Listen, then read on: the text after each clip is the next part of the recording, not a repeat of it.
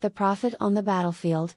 The Qurayshites, mortified at the escape of the Prophet, PBUH, along with his devoted companions, and jealous of his growing power in Medina, kept a stringent watch over the Muslims left behind and persecuted them in every possible way.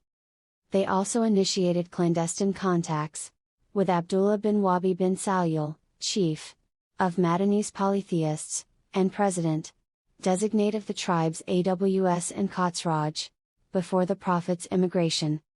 They sent him a strongly worded ultimatum ordering him to fight or expel the Prophet, otherwise they would launch a widespread military campaign that would exterminate his people and proscribe his women.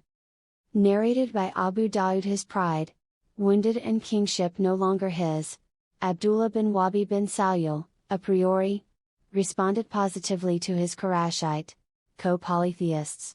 He mobilized his supporters to counteract the Muslims. The Prophet, PBUH, on hearing about this unholy alliance, summoned Abdullah and admonished him to be more sensible and thoughtful and cautioned his men against being snared in malicious tricks. Narrated by Abu Dawud, the men, on grounds of cowardice or reason, gave up the idea. Their chief, however, seemingly complied, but at heart, he remained a wicked, unpredictable accomplice with Quraysh and the envious Jews. Skirmishes and provocations started to pave the way for a major confrontation between the Muslims and polytheists. Sid bin Wad, an outstanding helper, announced his intention to observe Umrah, lesser pilgrimage, and headed for Makkah. There Umayyah bin Khalaf provided tutelage for him to observe the ritual circumambulation.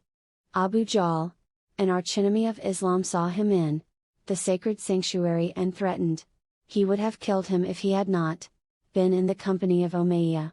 Sid, fearlessly and defiantly, challenged him to committing any folly at the risk of cutting their caravans off.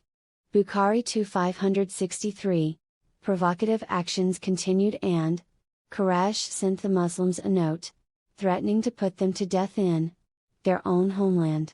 Those were not mere words, for the Prophet, PBUH, received information from reliable sources attesting to real intrigues and plots being hatched by the enemies of Islam. Precautionary measures were taken and a state of alertness was called for, including the positioning of security guards around the house of the Prophet, PBUH, and strategic junctures.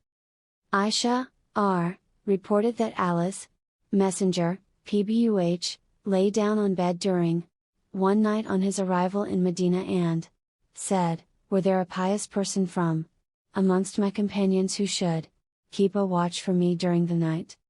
She, Aisha, R., said, "We were in this state when we heard the clanging noise of arms."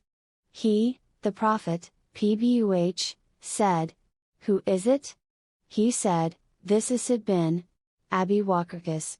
Allah's Messenger, PBUH, said to him, "What brings you here?"